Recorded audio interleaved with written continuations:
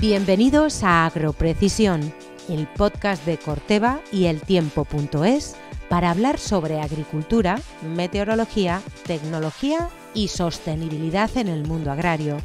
En Agroprecisión queremos acercar el mundo actual del campo a sus profesionales y mostrar cómo la innovación y la digitalización son esenciales en esta industria para cuidar nuestra salud y la del planeta. ¡Empezamos!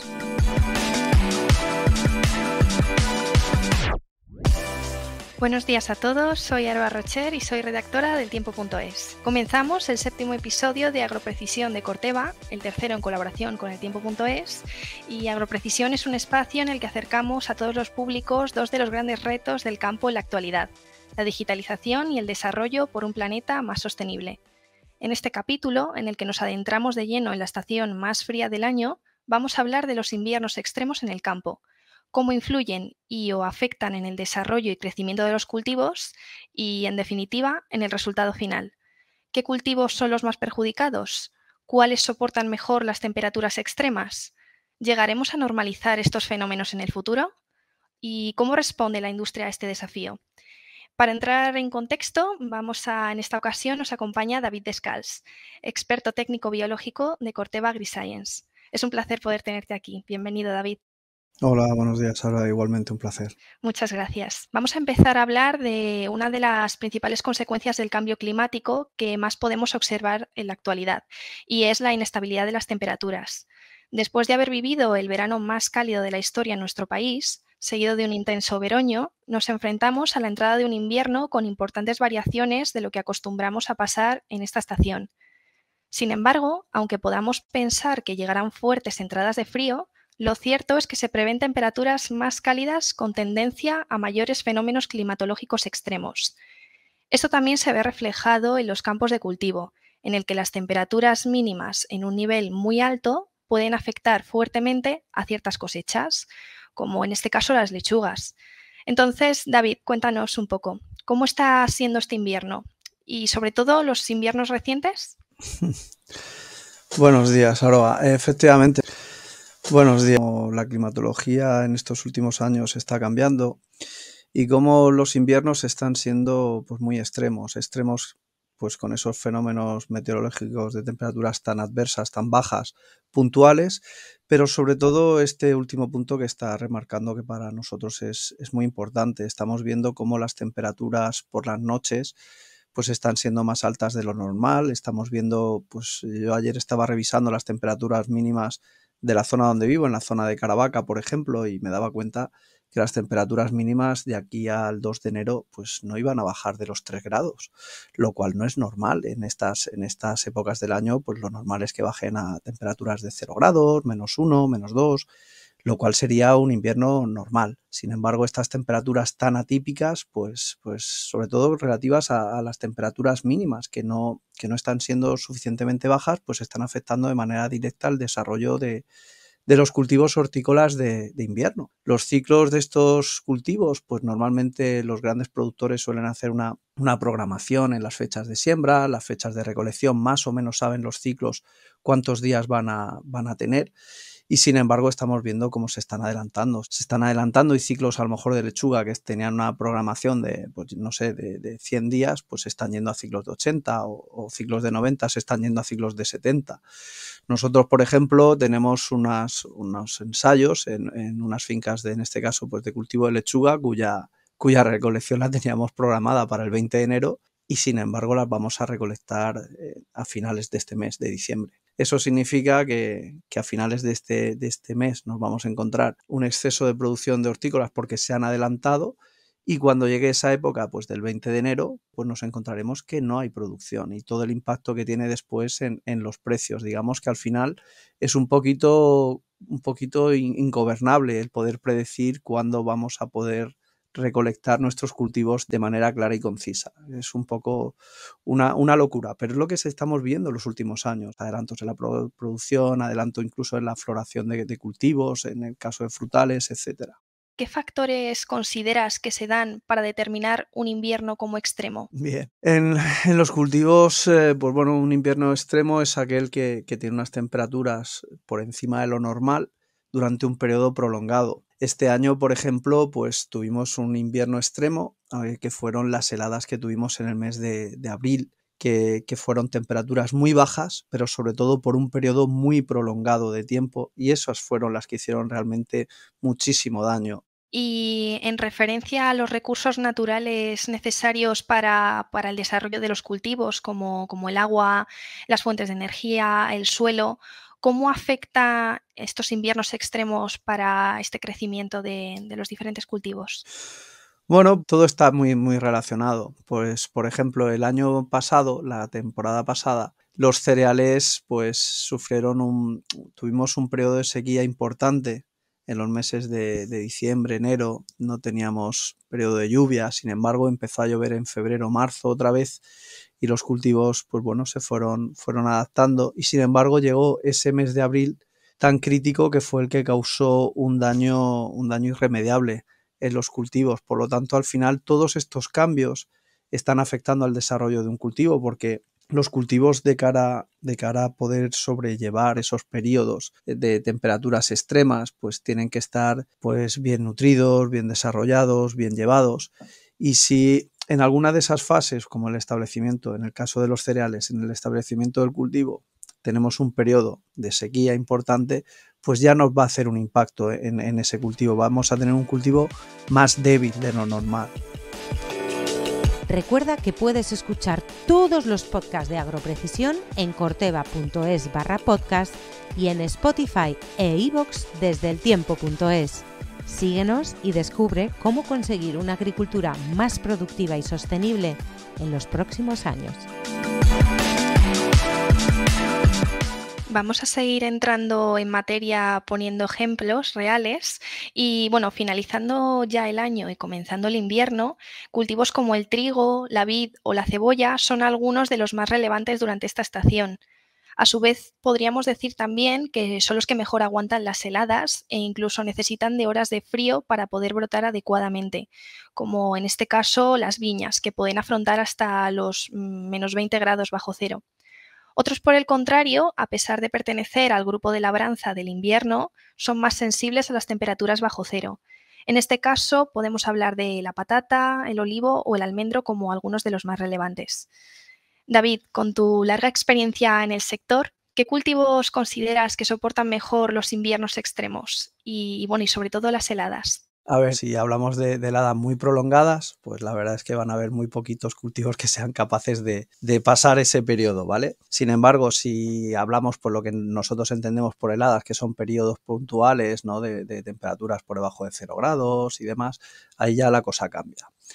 En España nosotros tenemos pues los cereales de invierno, que son los cereales pues que estamos sembrando pues en los meses de noviembre, que son, bueno, pero no solamente cereales, también tenemos otros cultivos, ¿no? que se pueden colocar en esas fechas. Estamos hablando pues de trigos, de cebadas, estamos hablando de colzas que también van a sobrepasar el invierno, que estas se siembran en el mes de septiembre normalmente.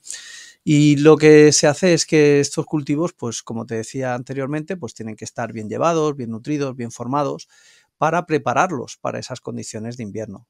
Las variedades, por supuesto, son variedades seleccionadas, que son variedades que son capaces de pasar esas condiciones de invernaje. Las siembras se hacen siempre en zonas pues donde sabemos que van a ser suelos un poquito sueltos, que sean capaces de... Sueltos me refiero a cultivos que no sean muy compactos, ¿vale? Que sean capaces de tener una inercia térmica, que no sean capaces de almacenar la temperatura mucho tiempo, porque si llegan a esas condiciones de frío y además el suelo es compacto y no es capaz de soltar ese frío, de eliminarlo, pues tendrá un impacto mayor en el cultivo.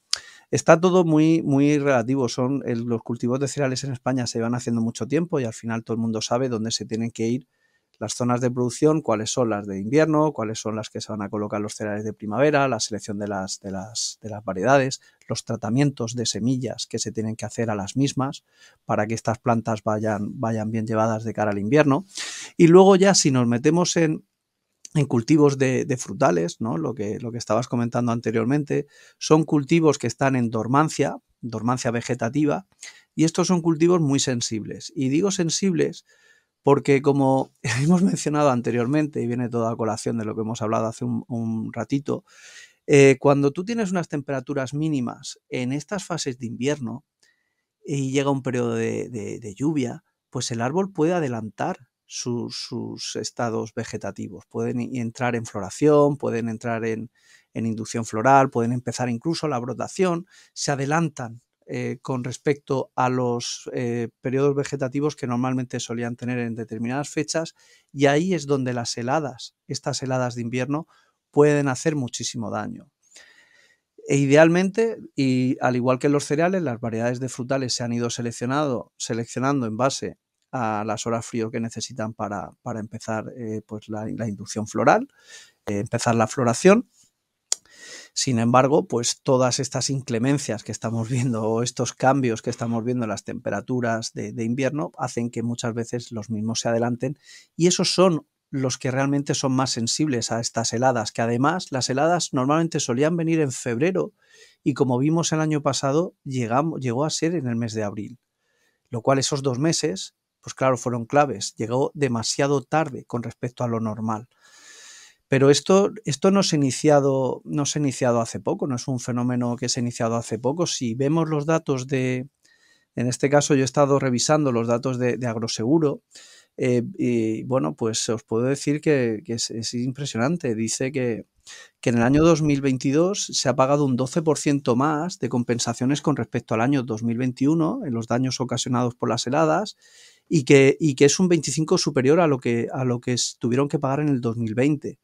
Y todos estos daños son significativamente muy superiores a lo que pagaron en el 2017. Entonces vemos cómo en los últimos 5 años esos daños de heladas se han multiplicado. Y todo viene debido a ese retraso en el periodo de heladas y en el adelanto de los estados fenológicos, principalmente de cultivos como pues el almendro, frutal de hueso, como melocotón, manzano, peral, pepita, lo que estamos hablando. En fin, que es un poco la situación en la que nos encontramos, y por eso, pues para los productores cada vez es un poquito más complicado el poder producir. Entraremos ahora un poco más en materia con el tema de cómo lo están afrontando los agricultores y posibles soluciones, pero queremos seguir hablando un poco más de ejemplos claros de cultivos de esta estación. Y bueno, también comentábamos antes la vid, que es uno quizá de los ejemplos más claros en los que podemos encontrar una alteración en su proceso de crecimiento, ¿no? ¿Cómo actúan los agricultores ante esta situación? En cultivo de viña, cuando las viñas han brotado, si viene un periodo de heladas, pues realmente es bastante delicado. Si tienen algún sistema de aspersión colocado, pues se pueden hacer, pues bueno, se pegan unos riegos muy fuertes mojando los cultivos para intentar minimizar los daños. De otra manera, si las viñas están en brotación y vienen estos periodos de heladas, pues realmente ahí poco se puede hacer, porque la viña brota en función de la acumulación de las horas frío o de los periodos de calor que ha tenido, y una vez que ha brotado ya es un proceso que no tiene marcha atrás, y si lamentablemente pues llega un periodo de helada, pues es muy complicado. Ahí ya lo que tienen que hacer es, una vez que ha pasado el periodo de helada, las viñas normalmente se recuperan, y ahí ya lo que tenemos que trabajar es en la bioestimulación de las mismas para poder recuperarlas lo antes posible de ese estrés que han pasado. Y hablando de algunos otros fenómenos dentro de los inviernos extremos, en este caso las precipitaciones, ¿cómo consideras que afectan a los cultivos en su crecimiento y recogida? Pues la verdad es que es muy importante, porque como estamos viendo, pues las precipitaciones cada vez vienen más concentradas, vienen en grandes cantidades en poco tiempo.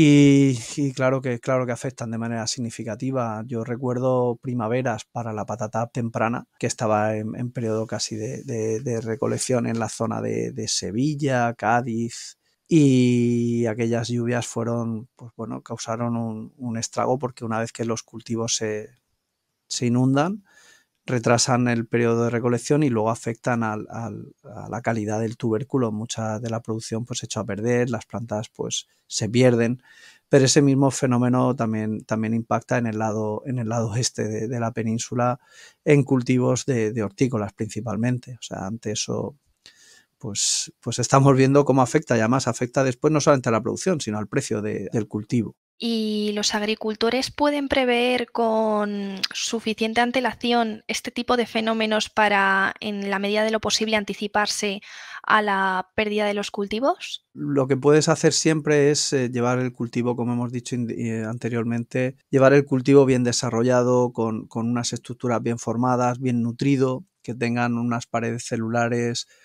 pues que sean resistentes, que estén bien formadas, de tal manera que tengan una buena acumulación de agua y de solutos en su interior, de nutrientes, que es lo que les va a poder permitir pasar en mejores condiciones los periodos de heladas. Un cultivo bien nutrido tiene mayores posibilidades de sobrepasar esos periodos de heladas que un cultivo que no haya estado pues bien llevado desde el principio, por supuesto.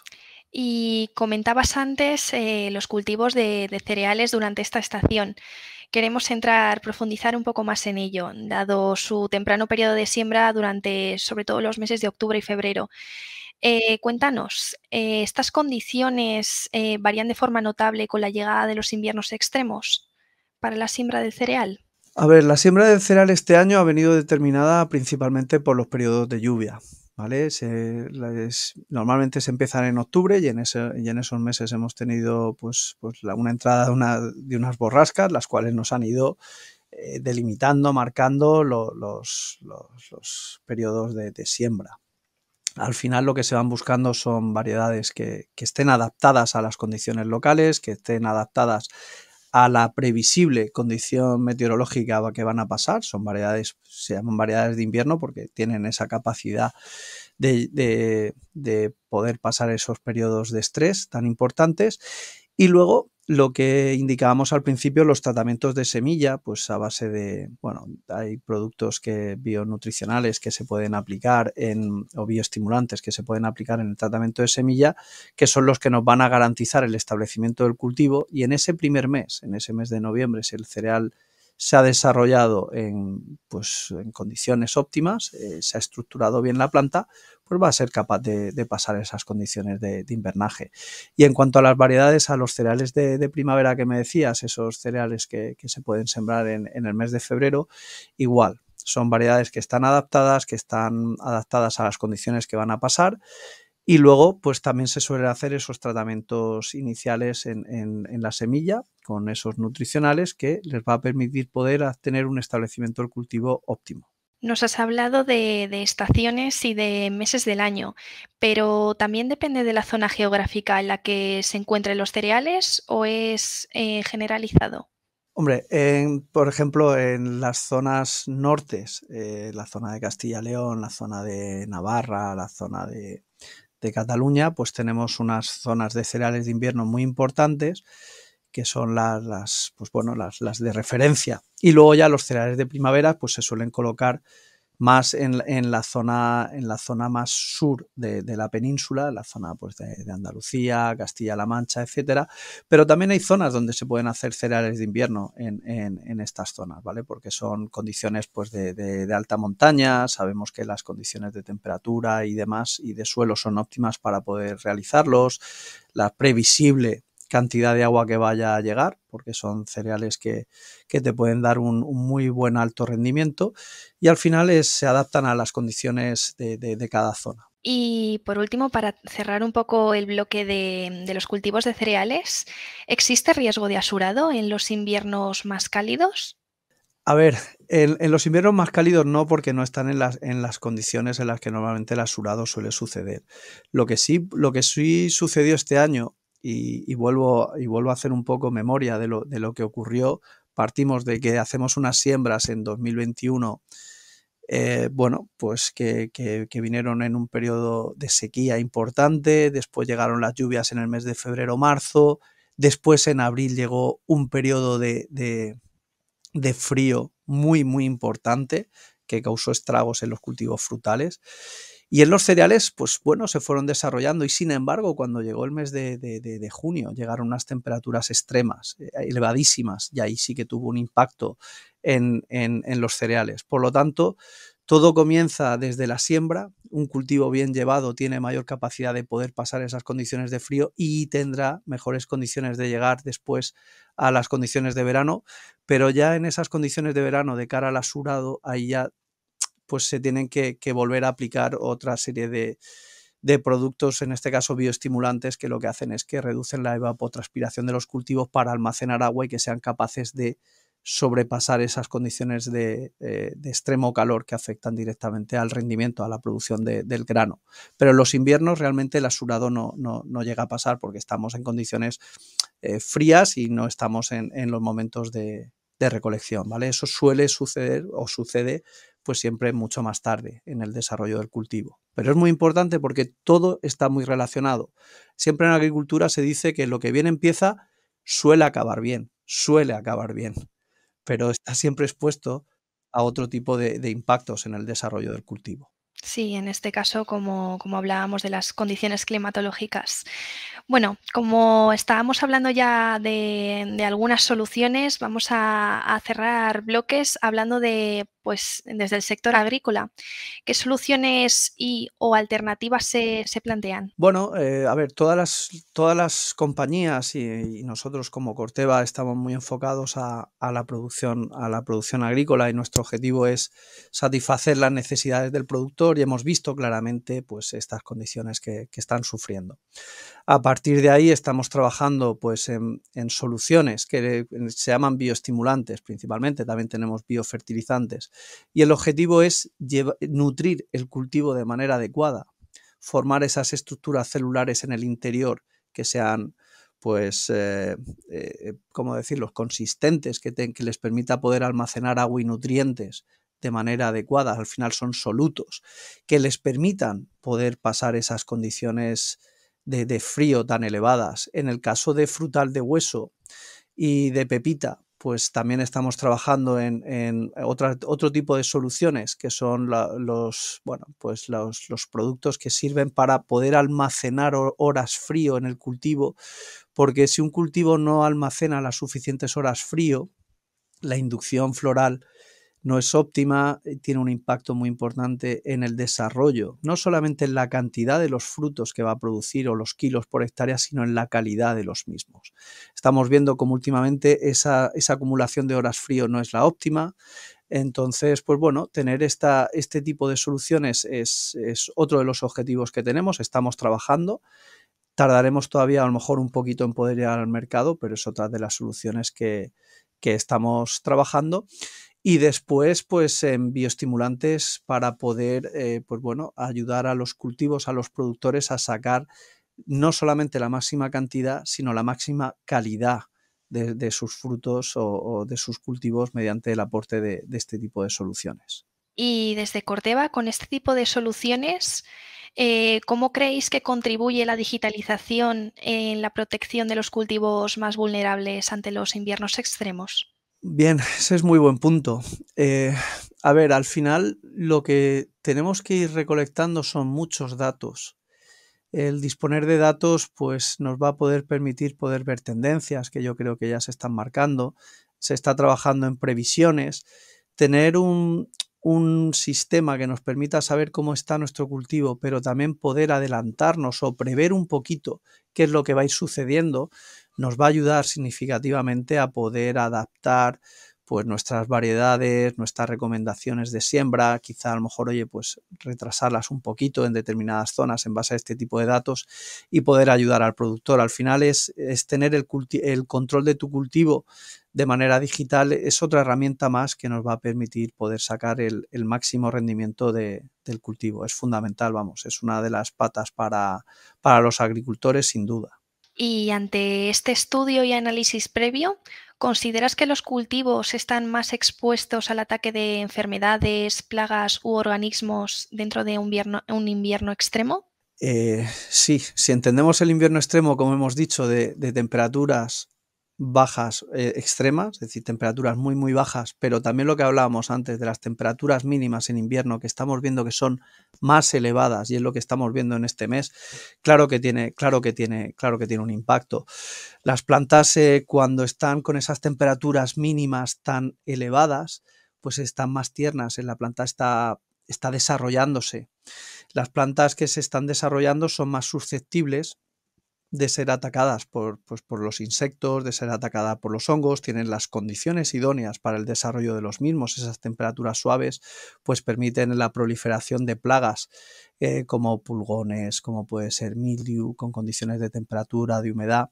Y este año lo estamos viendo bueno, normalmente cuando hace frío por la noche, esas temperaturas que te decía bajitas de a lo mejor 0 grados, 1 grado, 2 grados, son el mejor insecticida para poder controlar determinadas plagas y sin embargo no está sucediendo. Nosotros estamos viendo a día de hoy cómo la mosca de la fruta sigue atacando los cultivos de cítricos, estamos viendo cómo los lepidópteros, los gusanos, siguen teniendo vuelo en estas fechas, cuando lo normal era que con los fríos pues se hubiesen eliminado las poblaciones pues, de Spodoptera, las poblaciones de Autografa, que solamente quedase un poquito las poblaciones de Lycoverpa y sin embargo seguimos teniendo vuelo constante de estas plagas. Es decir, todos estos cambios claro que tienen un impacto y además súper directo en los daños que los cultivos están teniendo a día de hoy y que van a seguir teniendo, por desgracia. Englobando un poco el impacto que nos comentabas ahora de las plagas junto con el aumento de costes que también nos comentabas anteriormente, en términos de rentabilidad, ¿podrán asumir los agricultores estos costes que conlleva la protección de sus cultivos en el futuro ante la inestabilidad de temperaturas en cada estación del año? A ver, este es muy buen punto y es una muy buena reflexión porque estamos viendo todos estos daños que hemos comentado de pérdida de producción debido a estas temperaturas extremas en estas heladas que tuvimos el año pasado. La cifra que da Agroseguros es espectacular. El año pasado, o sea, este año se han pagado más de 514 millones de euros, que es la cifra más alta del seguro agrario. Todo esto tiene una repercusión. Es producción que hemos perdido. Cuando tú has perdido producción, el seguro te la va a compensar, por supuesto, pero hay menos digamos, producción para vender. La demanda está ahí en el mercado. Los costes de producción se les han disparado actualmente a los productores. Pues realmente estamos viendo y la manera es la de subir los precios para los agricultores, porque los agricultores cada vez se les está poniendo más complicado. Nosotros estamos como compañía intentando ayudarles, pero lo del tema de los costes de producción, al final todo viene relativo a los precios a los que ellos venden la mercancía. Y tienen que vender siempre por encima de sus costes de producción que tenemos que ser conscientes que se les ha elevado significativamente. Costes de la electricidad, coste del gasóleo, coste de todo este tipo de acciones que tienen que hacer para poder pasar esas condiciones atmosféricas pues bueno, que les afectan de manera significativa en sus cultivos, es algo que hay que tener muy, muy en cuenta. Que se les está poniendo más complicado el poder producir. No solamente cantidad, sino lo que decíamos antes, calidad. Y bueno, hablando un poco de cara al futuro, sé que es un poco complicado, pero ¿qué titulares crees más importantes de todo lo que hemos comentado y que los ejemplos que nos has comentado, que son con los que se tienen que quedar nuestros oyentes? Pues que muchas veces pensamos, es mi reflexión, ¿no? Que pensamos que la agricultura es una actividad un poco que no evoluciona, que es muy antigua y nada más lejos de la realidad. La agricultura es una de las actividades más dinámicas que yo conozco. O sea, yo empecé a trabajar hace 22 años y de lo que hacíamos hace 22 años a lo que estamos haciendo hoy en día ha sido espectacular los cambios que estamos viviendo y os puedo decir que no tiene nada que ver con lo que estaremos haciendo dentro de 8 o 10 años. La agricultura va evolucionando, estamos viendo cómo las condiciones meteorológicas cambian, los requerimientos que nos están pidiendo los usuarios finales, los consumidores finales, nos están haciendo cambiar tan deprisa nuestros modelos de producción con nuevas legislaciones, nuevos requerimientos medioambientales, y la agricultura no para de innovar. Es uno de los segmentos y sectores más innovadores que yo conozco personalmente y realmente esto no ha hecho más que empezar, porque los retos que tenemos adelante son unos retos que tenemos que afrontar y realmente, bueno, hay que tener, por supuesto, una compañía solvente detrás, hay que tener recursos, Hay que tener gente que tenga conocimiento, que sepa bien las necesidades de los agricultores y enfocar el desarrollo de las compañías a poder ayudarles. Y ahí es donde Corteva nosotros estamos innovando, pero sí que es cierto y es así que el resto de compañías también lo están haciendo porque el sector primario es fundamental para el desarrollo de un país como es España, en este caso, donde la agricultura es sin duda el sector primario más importante que tenemos. Estaremos entonces atentos a todos los avances dentro del sector. Se nos acaba el tiempo. Muchas gracias por todo tu tiempo y conocimiento, David. Muchas gracias. Ha sido un placer poder contar con un profesional con tanta experiencia y proyección de futuro en el campo. Hasta aquí esta nueva entrega de Agroprecisión. Puedes escuchar más episodios de Agroprecisión en Spotify de Corteva y eltiempo.es. Nos vemos en el próximo capítulo. Muchas gracias a todos por escucharnos. Hasta pronto. Hasta aquí el capítulo de hoy. Gracias por formar parte de este espacio. Escúchanos para seguir aprendiendo cómo lograr una agricultura más productiva y sostenible. Desde eltiempo.es y Corteva os esperamos en el próximo episodio.